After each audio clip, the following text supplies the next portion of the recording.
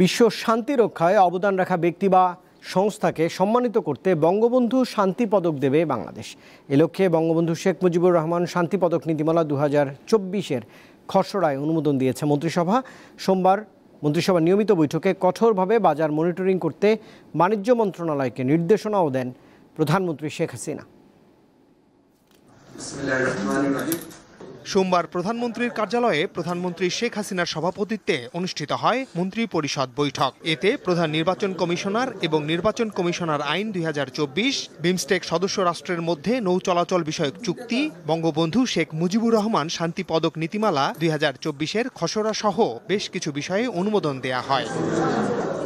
সচিবালয়ে ব্রিফিংয়ে মন্ত্রিপরিষদ সচিব জানান, ইরানের প্রেসিডেন্টের মৃত্যুতে শোক জানিয়েছেন প্রধানমন্ত্রী শেখ হাসিনা। ব্যাটারি চালিত রিকশা ও দ্রব্যমূল্য নিয়ন্ত্রণের বিষয়ে প্রধানমন্ত্রী সংশ্লিষ্ট মন্ত্রণালয়গুলোকে নির্দেশ দিয়েছেন। কিছু কিছু পণ্যে বাজারে সাপ্লাই কোনো ক্রাইসিস না সত্ত্বেও পণ্য মূল্য বৃদ্ধির যে প্রবণতা দেখেছেন এবং বলেন যে খুব কঠোরভাবে যেন বাজার মনিটরিংটা শুরু করা, সেজন্য উনি সুনির্দিষ্টভাবে বাণিজ্য প্রতিমন্ত্রীকে নির্দেশনা দিয়েছেন।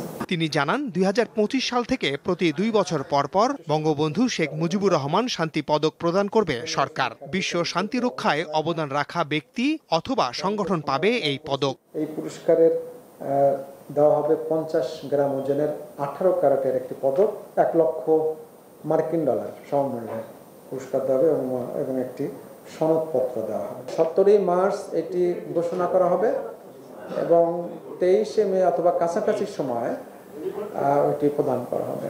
মন্ত্রিপরিষদ সচিব জানান, অ্যাবস্টেল কনভেনশনে বাংলাদেশের যুক্ত হওয়ার বিষয়ে মন্ত্রিসভা অনুমোদন দিয়েছে। বিশ্বের 126টি দেশ এর সদস্য।